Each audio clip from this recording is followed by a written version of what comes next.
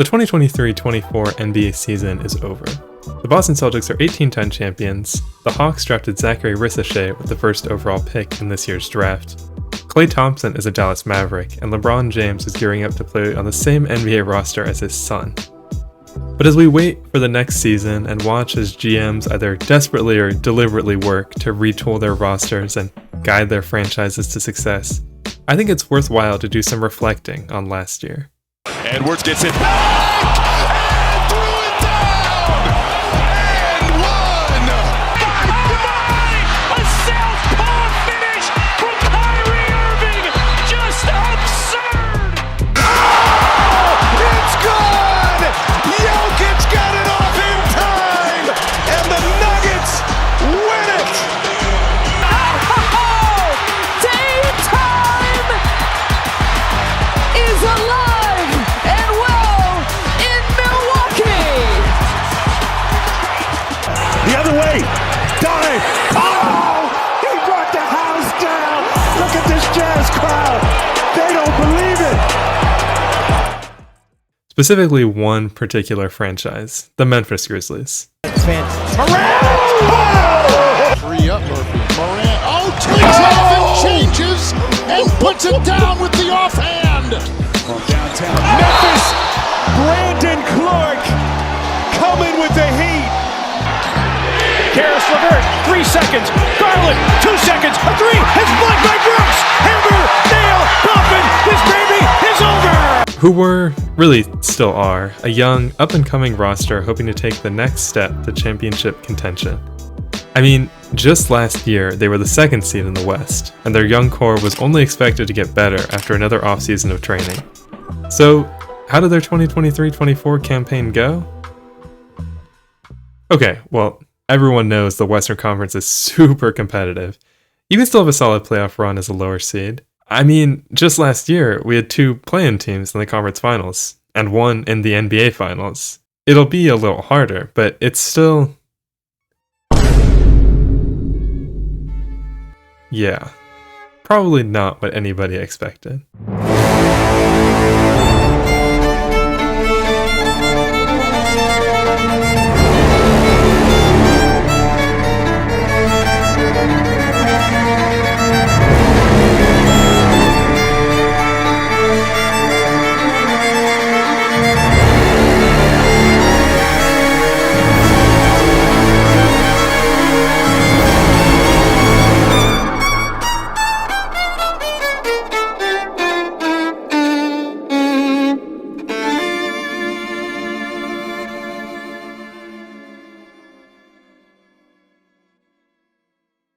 But to get to all that, we need to go back to March 2023, where some very interesting things took place.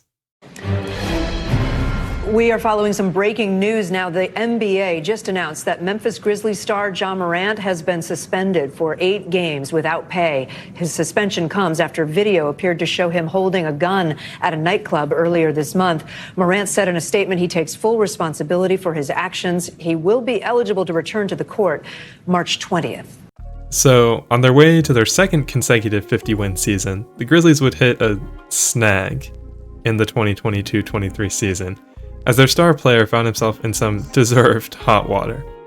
I mean, it's one thing to do this behind closed doors. A lot of NBA players have done a lot worse things with their free time, but publicly broadcasting it just seems silly. Anyways, the league was pretty clear on what their policy was for this kind of behavior, and Ja Morant and Adam Silver seemed to work things out pretty quickly. Let's back up a couple of steps here, Woj, because earlier this morning you reported that Ja Morant visited with Commissioner Adam Silver. What were the steps in order to get to that meeting? Why was that important? Well, essentially, it was the final step in the league's investigation.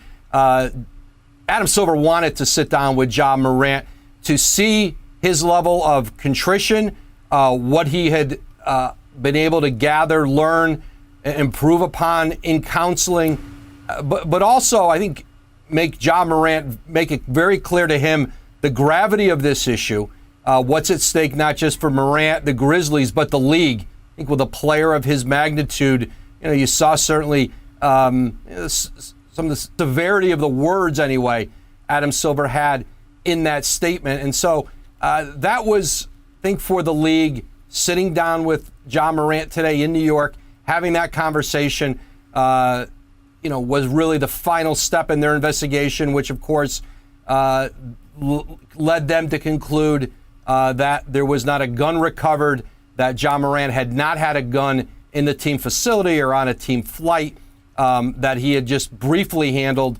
according to him and witnesses, briefly handled that gun long enough to brandish it in that Instagram video. And so, again, now Ja Morant, I think, heads back at some point here now to Memphis and starts his work on the court to get back with a Grizzlies team that still resides in second place in the West. 8 games later, and Ja was back on the court, just in time for the team to ramp up for the playoffs. Unfortunately, their postseason would be short-lived, as LeBron James and the LA Lakers would upset them in the first round on their way from the play-in to the Western Conference Finals. The Los Angeles Lakers will advance by virtue of a 125-85 win. D'Angelo Russell is smiling again. He got his vibe back tonight. The young core's inexperience and, frankly, immaturity had shown, but it seemed almost unavoidable that they would be back with a vengeance. At least until Ja Morant was suspended again. Welcome to NBA Today, presented by Xfinity Mobile. We start with a developing story. The NBA announced this morning it has suspended Memphis Grizzlies star Ja Morant for 25 games due to conduct detrimental to the league. Now, Morant was already suspended from team activities on May 14th after a video on social media circulated showing the All-Star brandishing a firearm. Now, the NBA, they previously suspended Morant for 8 games following a similar incident in March when he was seen on Instagram Live holding up a handgun while intoxicated at a Denver area nightclub. And you can see here in a statement released by the NBA Commissioner Adam Silver, he said, Ja Morant's decision to once again wield a firearm on social media, it is alarming, disconcerting, and given his similar conduct in the past, the potential for other young people to emulate Ja's conduct is particularly concerning. And he continued, quote, under these circumstances, we believe a suspension of 25 games, it is appropriate, and it makes clear that engaging in reckless and irresponsible behavior with guns, it will not be tolerated. For Ja, basketball, it needs to take a back seat at this time. And prior to his return to play, he will be required to formulate and fulfill a program with the league that directly addresses the circumstances that led him to repeat this destructive behavior. Yeah, so maybe that initial talk Adam Silver had with him didn't actually go all that well. As a repeat offender, the league had to make an even harsher decision, a 25-game suspension that would start in the 2023-24 regular season. So now the Grizzlies have to go into the offseason knowing their star player will only be available for at most 2/3 of the season. And after losing in the first round to the Lakers, the front office felt like they had to make some changes to the roster. The team was good, no doubt, but their inexperience seemed to have held them back, and the team culture clearly needed to change. So, who better to bring onto the roster than a player who had spent nearly the last decade being a culture setter and key role player on one of the most consistently successful teams in the modern NBA? You were up late last night breaking the news that involved the Celtics, the Wizards, and the Grizzlies. What more can you tell us about how that trade went down?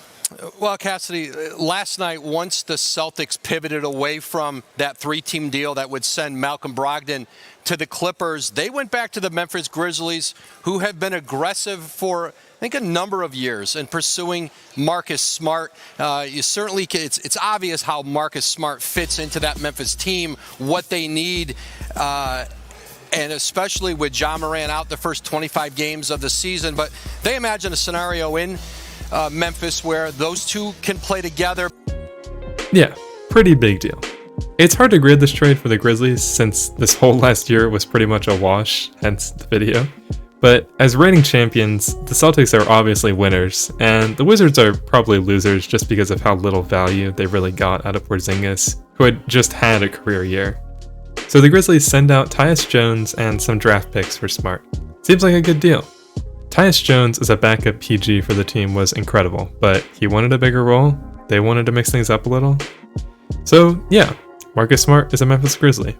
It's quite an upgrade, and this has potential to be a pretty interesting team this season, right? I mean, the last 2 DPOIs in the same starting lineup, that will definitely be something to watch out for. What else did they do?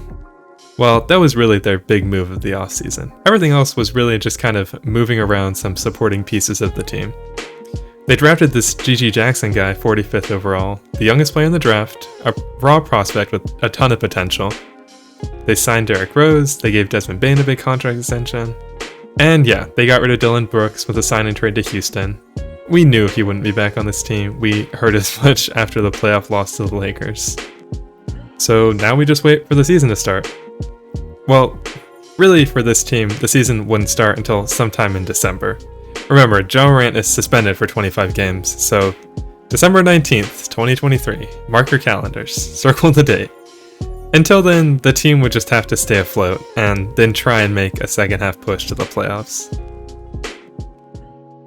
We're going to talk about projections a bit now, but I want to contextualize them a little bit by explaining a storyline that was being used, at least in part, during these discussions. Namely, are the Memphis Grizzlies better without Ja Morant? Which, on paper, sounds absurd. Like, obviously a team is worse without a superstar player.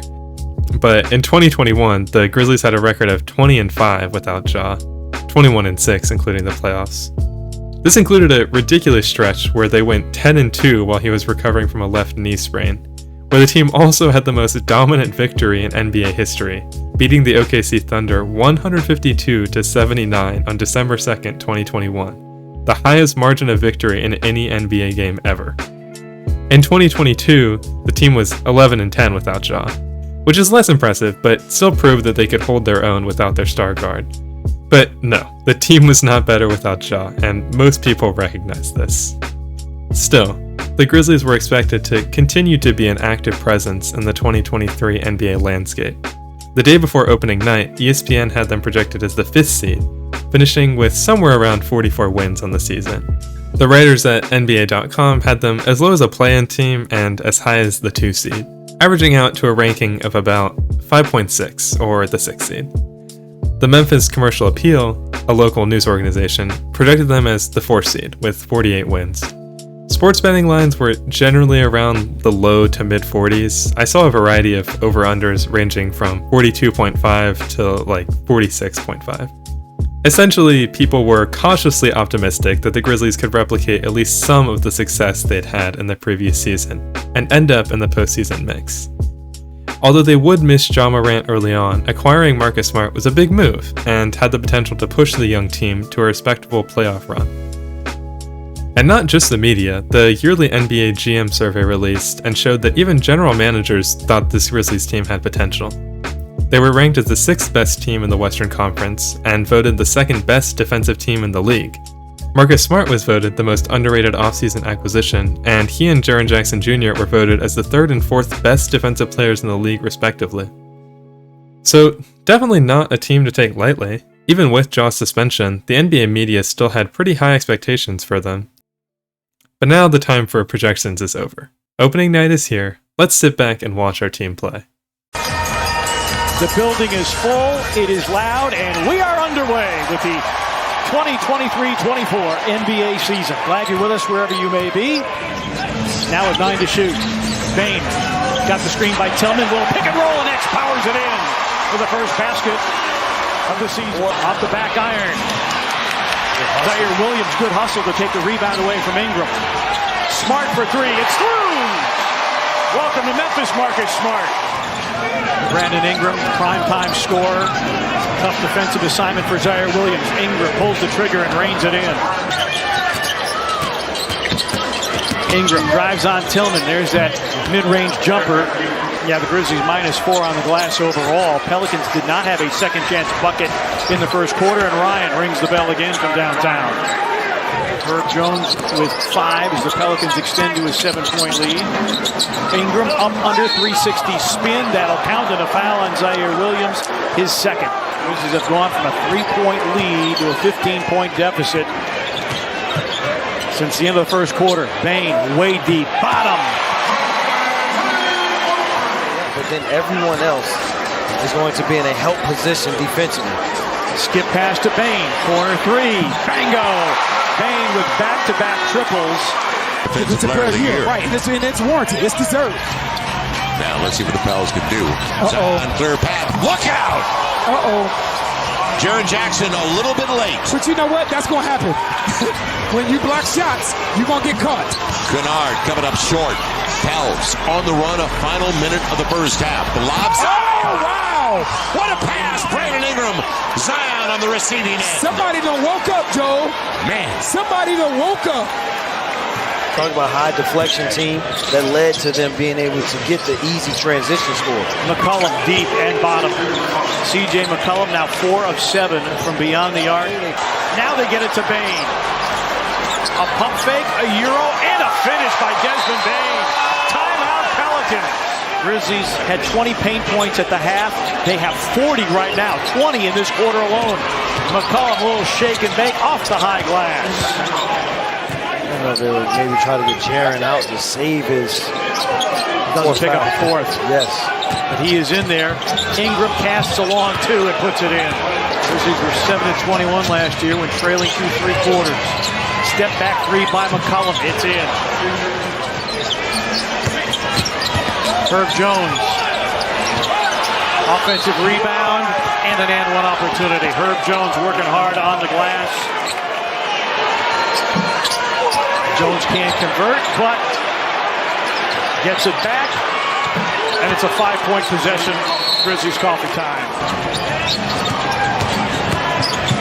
McCollum floating, banking, and a follow slam.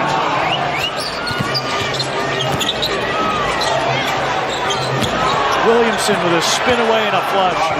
Zion with 13. 12 read the rebounds are what they're going to continue to need from him. Great effort. Williamson in traffic and 1. That's the drive and kick there by David Rodney. And a Williamson lob slam. And Roddy with a rebound. Bane for 3. Bango.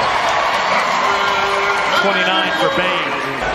And the Pelicans, who led by as many as 17 in this period, will win it by 7, 111-104. A good game, but the Pelicans would pull away in the second quarter, and the Grizzlies never really got enough to get back into it. An impressive outing by Desmond Bane, and a nice debut for Marcus Smart, but Zion, Brandon Ingram, and C.J. McCollum would end up getting the win. It's just one game, though. It's a long season, and the Pelicans are a decently good team. Okay, well, that team literally just won the championship last year. That one is pretty embarrassing. This team just traded away their 2 best players and have probably the worst roster in the league right now, so that probably should have been a win, but still, this season is just starting. There's plenty of time to turn things around. Well, okay, but so here we are, the last winless team in basketball. The general consensus is that our season is over. Even when Ja comes back, this team doesn't look like it will even make the playoffs, let alone make it out of the first round. So why is this happening? Were Dillon Brooks and Tyus Jones really the only reason this team was good? Not exactly. Let me introduce you to someone you're going to be very well acquainted with by the end of this video. So we know Ja is out, suspension, gun, etc., but the Grizzlies were also missing Brandon Clarke and Steven Adams, 2 big men who played key roles their last season.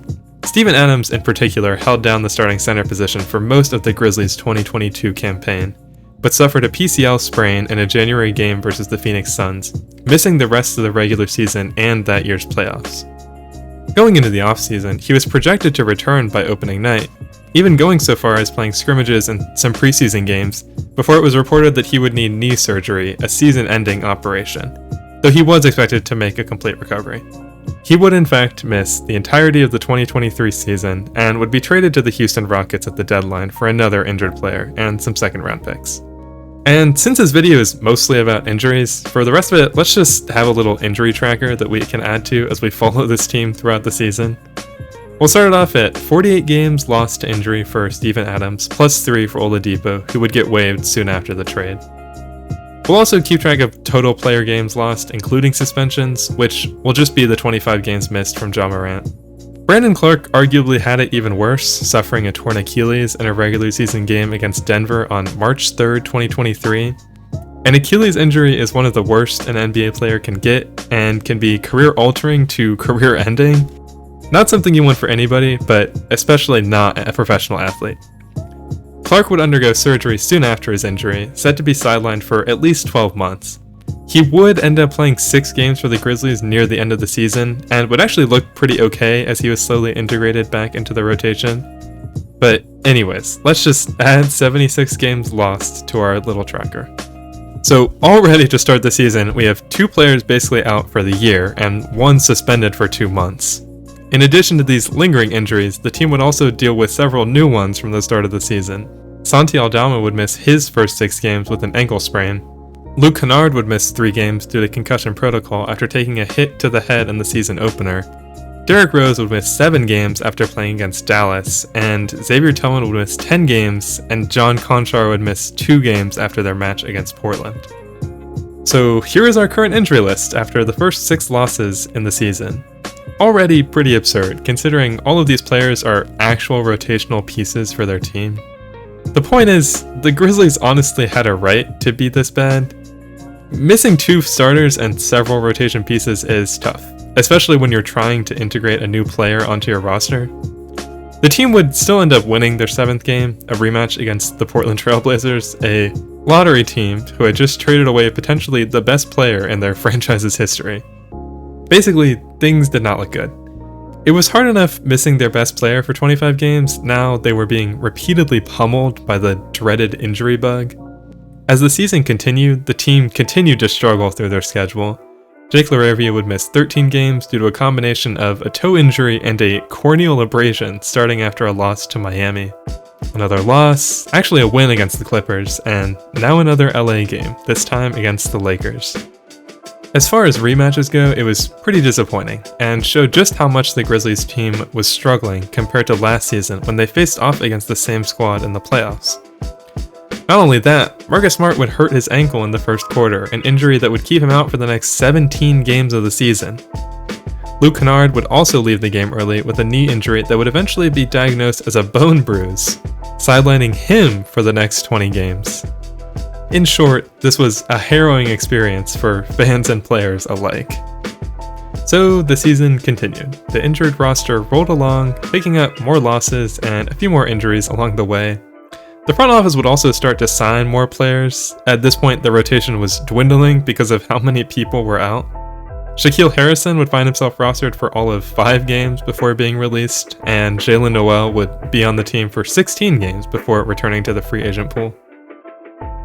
So, we've made it to December. The now 6-17 Grizzlies will face off against the Houston Rockets, who have actually been having a pretty good season. Pick and roll with Şengün. Monster dunk. Yeah, he's got that. We saw it last year. Shooting or passing the basketball. Şengün to no look. To Jabari Smith Jr. Nasty pass. Got to step slow right there. Wow, he's one of those players once you see him up front. Oh my goodness! Avoiding Valanciunas with the behind-the-back dribble, and then does to Green, leaps, rises up, and makes it! Never gets all, does it? No, it does not. Brooks another drive, this time at the dunker spot, and Jabari. Right to Tyrese and the gift, and then he beats out for Williams if he would have finished that. Tyrese finishes that! Wow, the look on corner guarding Fred VanVleet. And whoa, great sail to the basket. What did I tell you? Our injury report still looks pretty bad, so it's honestly not too surprising if we lose this one. Yeah, fair enough. Shout out Desmond Bane for putting up big numbers throughout all of this. Definitely worth the extension. Oh, what's that? Another injury? Really? Wow. I'm actually very surprised by that. That's very surprising. Derrick Rose is going to miss 7 games with a hamstring injury, come back for 2 games, and then miss 15 more games with a thigh injury, and then miss 4 more games with an ankle injury? Sure, whatever, dude, sure. What does that bring us to? 231? Awesome. Great. I'm not even a Grizzlies fan, and I'm fed up with all these injuries. Hey, you know what though? Ja Morant is coming back in 4 days. 4 more days, and at least we'll have our top 3 guys back on the court playing together. Marcus Smart should be back soon too. As crazy as it sounds, we could still finish the season super strong and maybe squeak out a play-in appearance? I mean, we saw how good this team was last season. It's highly improbable, but technically not impossible. Alright, December 19th, the now 6-19 Grizzlies are preparing for a rematch against the New Orleans Pelicans, this time with backup. This isn't going to be anything like Game 1. Dealing with an illness all day long and really for the last week. Late clock here, first possession, Brandon Ingram gets it started. Ja Morant's story, they have significant pieces that they are missing as Biyombo misses the lob. Morant gets it back, goes to the other side of the rim and scores his first bucket. We just continue to trust in the early ball movement. This team's going to sell out, early aggressive from the weak side guys. Top shift, we just got to trust the early ball movement, but be more aggressive with our decisiveness. Are we shooting it or driving it? Got to keep touching the paint with more force. Can load their defense. Pelicans finish the quarter 3 for 21 as Ja Morant with the left hand, a little scoop. Pels have turned it into 8 points with a chance to add to it. Halfway through the second quarter, Ingram with a and hammers it home. Brandon Ingram. Aldama lost the handle. Daniels out of the pack. CJ McCollum for 3. And the Pelicans on a roll. Memphis has not scored in the last 5 minutes. They are 0 for 6. McCollum steps back and rips the cords with Ja Morant defending. Herb Jones, shot fake. Zion coming in hot. Biyombo meets him at the rim. Bane running the floor and lays it in. 12 points. It's only his second miss. Morant with Jones on him. Morant contact. It goes. Ja Morant a chance at a three-point. Williams, 37% three-point shooter. He's in a couple. Zion up top from Valanciunas. Spring-loaded. And that's why if you're Roddy, you can't overplay on that post because he's setting you up for that.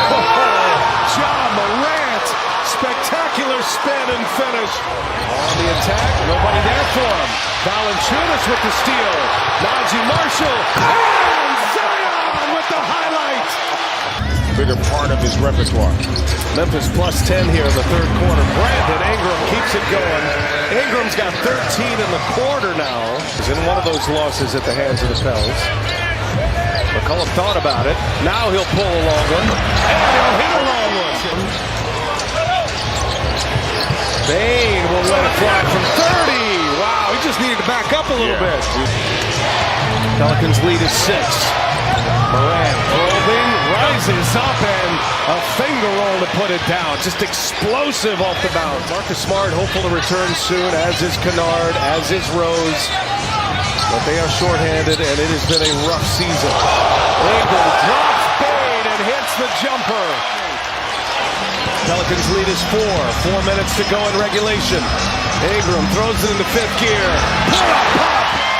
Brandon Ingram. Back-to-back possessions with jumpers. Leaves Morant open.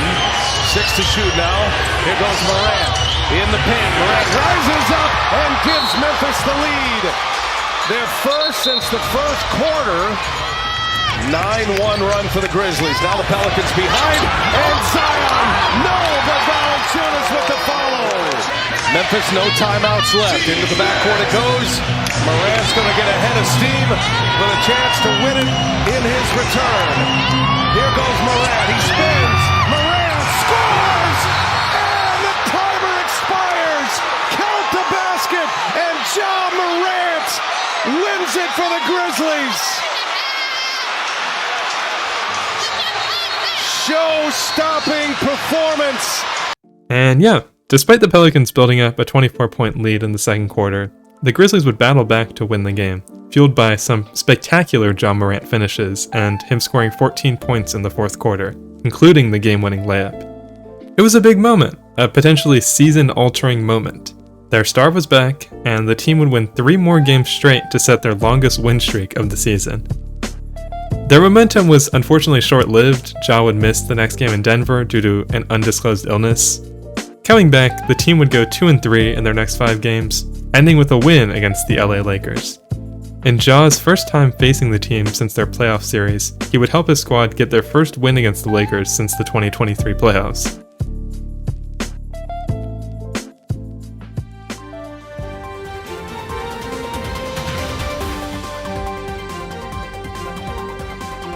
Memphis Grizzlies superstar Ja Morant, he will undergo season-ending surgery on his right shoulder. That is what the team announced on Monday night. Morant, he had an MRI that revealed an underlying labral tear that will require surgery to repair it.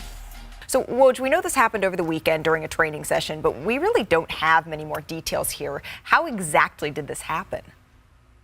Malik, I think Ja Morant, the Grizzlies, I think they were all surprised when he went in for that MRI that it showed the labrum tear, that it would be season-ending surgery, that there wasn't anything that necessarily happened in the workout to make them think a significant injury had been suffered. You know, and that this is the kind of injury that sometimes deteriorates over time, and then there's a moment where there's one action that causes the tear. So this is now a Memphis team, that was fighting back with Ja Morant back, with Marcus Smart finally back, and the great impact he's made here.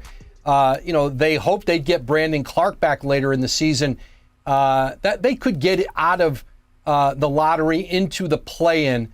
And obviously that's probably very unlikely now. So, with just 9 games played on the season, Morant would miss the remaining 47, effectively ending the Grizzlies season as well.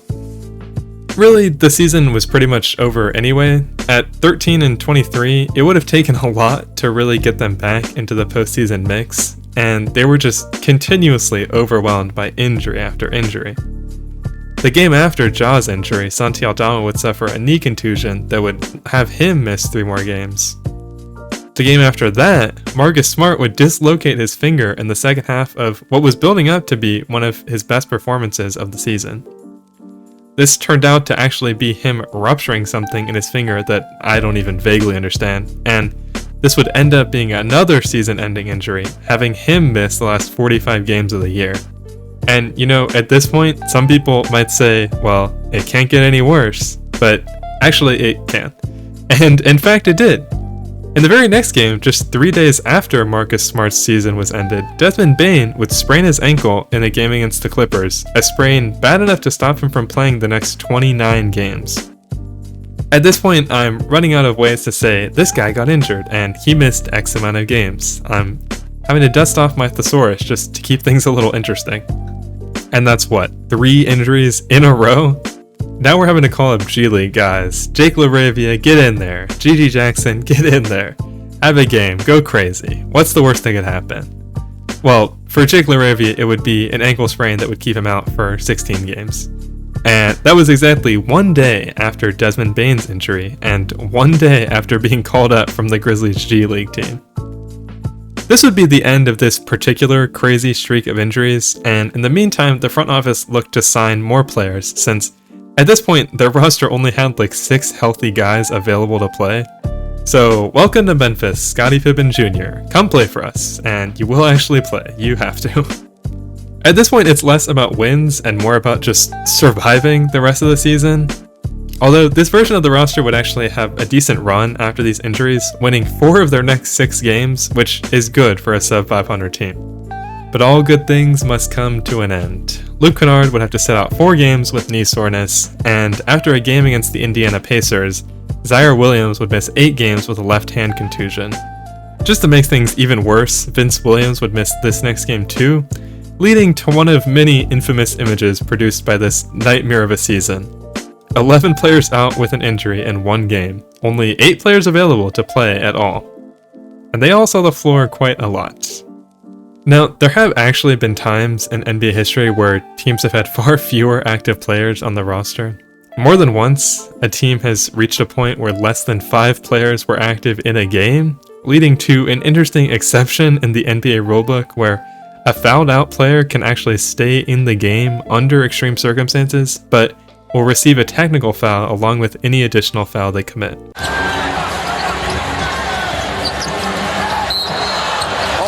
Devin George is fouled out of the game. Devin George has fouled out of the game. Warriors have played essentially 5 players the whole night. And Chris Hunter, who has been dragging that injured leg, is going to have to somehow, some way, do whatever he can do. Nelly just sent him back. Said you can't play. He told Kennard to go back to the bench. Says, hey, no, you're not playing.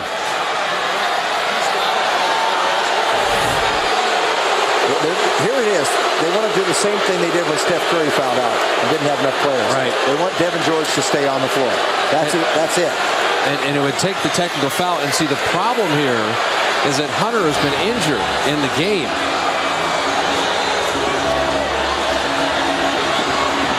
What Don Nelson is saying is, I don't want to put an injured player back in.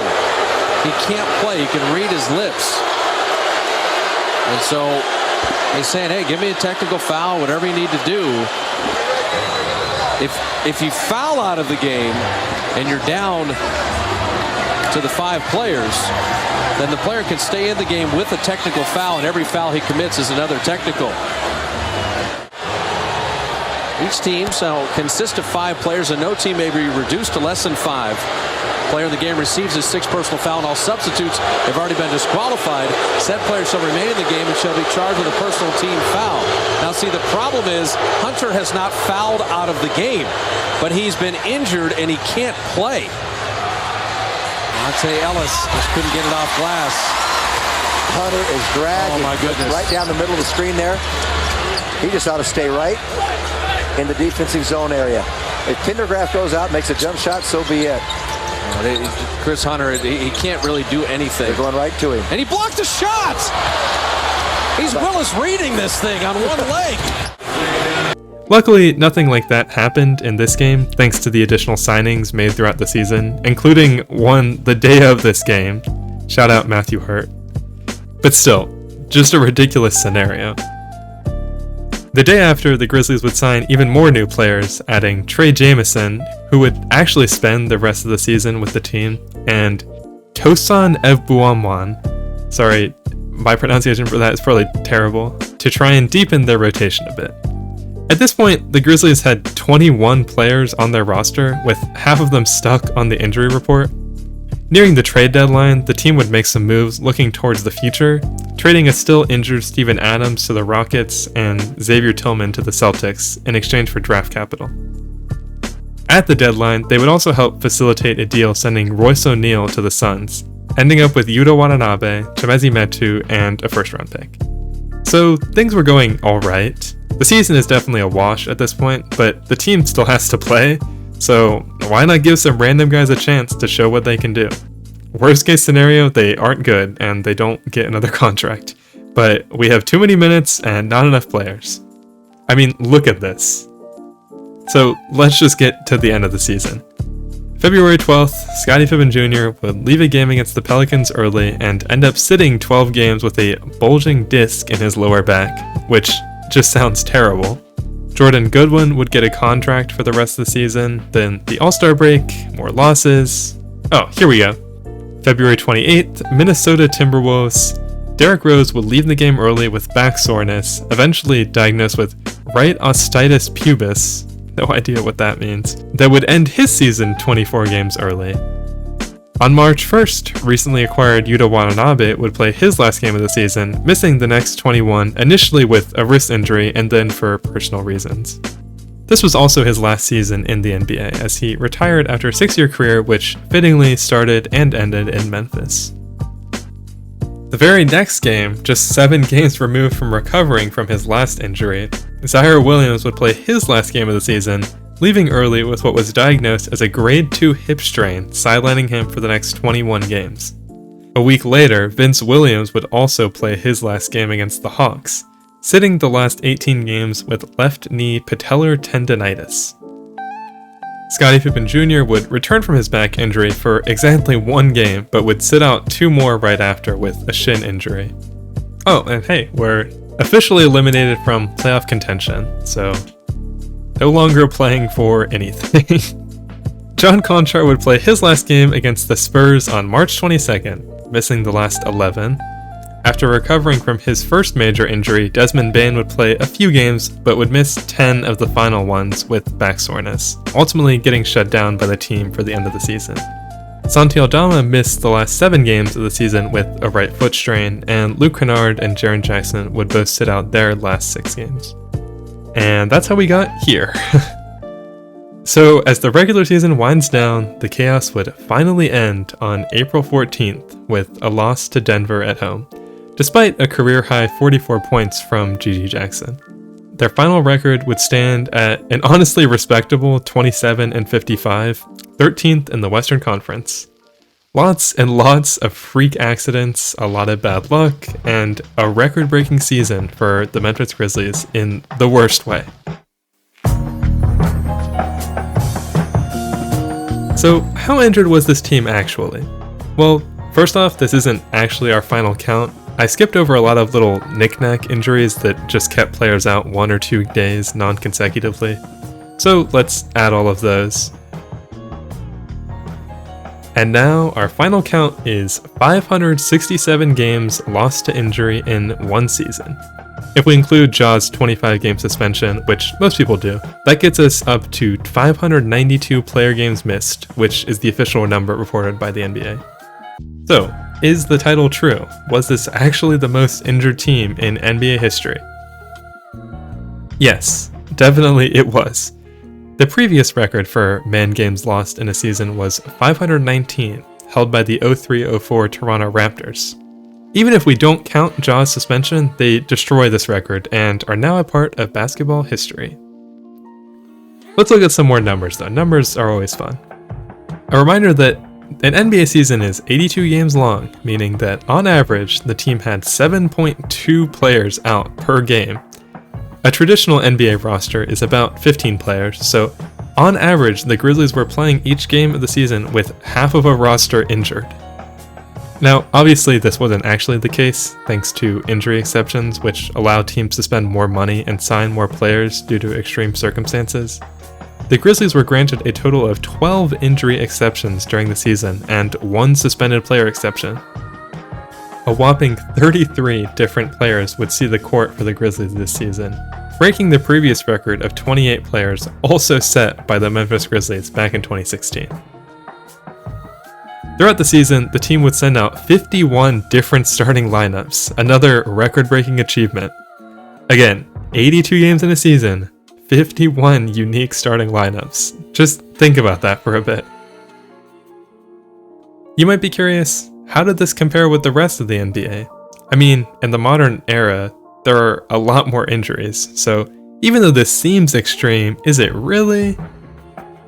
Short answer, yes. Long answer, this team genuinely might have had some sort of curse placed upon it. The average player games lost per team in the 2023-24 regular season was 215. The Memphis Grizzlies had over double that. The next most injured roster was the Portland Trail Blazers with 370 games lost, over 200 less than the Grizzlies. Here's a look at how this translated to each team's regular season record. All the way out here, we have the Memphis Grizzlies, a clear outlier in the NBA landscape. This is honestly a pretty stunning graphic. Okay, well, this is cool and all, but I'm sure some of you are thinking, well, no offense, but missing 30 games of John Konchar is a lot different than missing 30 games of Joel Embiid. And yeah, fair enough. In fact, I agree. Even if they had the most games missed, how much did not having these players actually affect the team overall? To tackle this, I decided to use the LeBron WAR metric, an advanced statistic created and tracked by the team over at B-Ball Index. It stands for Luck-Adjusted Player Estimate using a box prior regularized on-off, which to any of you who are not crazy probably doesn't mean very much. In their own words, this statistic evaluates a player's contributions using the box score and advanced on-off calculations for a holistic evaluation of player impact per 100 possessions on court. Which basically means they try to measure total impact of a player during a season. Don't worry too much about the details of all this if you don't care. Just know that it's a standardized way to show how much value a player provides while they're on the court. The WAR part stands for wins above replacement, and essentially aggregates a player's score for the whole season, hoping to capture how much more a player contributed compared to a league minimum player. We're going to use this to try and estimate how much value was lost by a player's missed games. For our purposes, we're going to use the WAR values from the 2022-23 season, or this past season if they didn't play last season, rookies, injuries, etc., and multiply it with the percentage of games a player missed to get an estimate of lost value. So, for example, Ja Morant missed 73 games this season and had a 2022 WAR rating of 7.7. So, we'll say that the Grizzlies lost around 6.85 points due to his injuries. Obviously, this is not a perfect estimate because players can change a lot in a season, and part of the LeBron metric is taking situational context into account in measuring impact. Still, this seemed like the best way overall to capture player value pretty easily and more clearly see how the injuries this season affected each team. So here is how this changes our ranking system of teams most affected by injury this season. You can see teams like the Hornets and the Wizards were bumped down a lot because most of their players are not big-time contributors and therefore have lower impact scores. The Knicks jumped up a ton because even though they had less injuries than some teams overall, a lot of their injured players were way more impactful than an average NBA player. The same goes for the Cavs, who missed Darius Garland and Evan Mobley for a decent chunk of the season, and the Sixers, who were without Joel Embiid for half the season. Here's how these values translate to wins on the season, and you can kind of read this as if teams are around the same value on the x-axis, then the y-axis is kind of an indicator of actual talent/performance difference level between them. So, for example, the Kings and the Timberwolves were about the same amount of injured last season according to our data, meaning that the Wolves were just a better team overall than the Kings in terms of how they performed. Same thing with the Wizards and the Spurs down here. The Spurs were just a better team last season. We can see some pretty interesting clusters forming on this plot. Over here we have the Memphis Grizzlies, just devastated, not really even anything more I can say. Then we see teams that were relatively more affected by injuries and were bad relative to the rest of the league. There's an argument to be made that injuries really held these teams back from their full potential. Here we have teams that were relatively healthy, but were bad anyways. These rosters were probably just actually bad, and this makes sense. A lot of your bottom feeder, rebuilding, tanking teams are here. Up here we have a big chunk of average teams, rosters that were decently healthy and played pretty well. A normal NBA team experience. Then up here we have teams that had good injury luck and took advantage of it by dominating in the regular season. Here's the Celtics, who were actually more affected by lost games than average, but honestly, I think this is really just a testament to the strength of their roster. Their team missed the 7th least games in the NBA, but since so many of their players are so impactful, they ended up with a much higher rating than some other teams just by missing 7 to 10 games from a few parts of their rotation. This little cluster, I would say, are teams that had bad injury luck but played above it. So these teams we would expect to have performed even better in the season if they had actually had their roster at full strength. Like we mentioned before, the Cavs, Sixers, and Knicks all played large chunks of the season without some key guys. So this makes sense. But yeah, even if we take a closer look using advanced metrics, the Memphis Grizzlies were actually just devastated by injuries this season. I guess now you might be asking, is there any good that came out of this for anyone? Why is this video so depressing? First of all, this is history, so yeah, this is all pretty objectively speaking. Second of all, I would argue, yeah, there were definitely some positives from the season, despite how disastrous it was. And their names are Vince Williams Jr. and Gigi Jackson. And maybe Zach Edey, depending on how the next few seasons go. The Grizzlies obviously ended up being a lottery team, rewarded for their misery with the 9th pick in the 2024 NBA draft.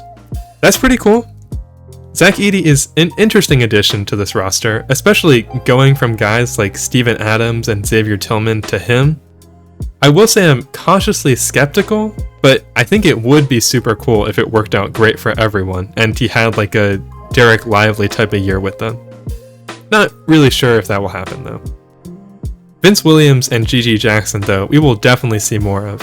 After January, when Vince Williams really started getting consistent minutes, he averaged 14, 6, and 5 on 41.1% shooting.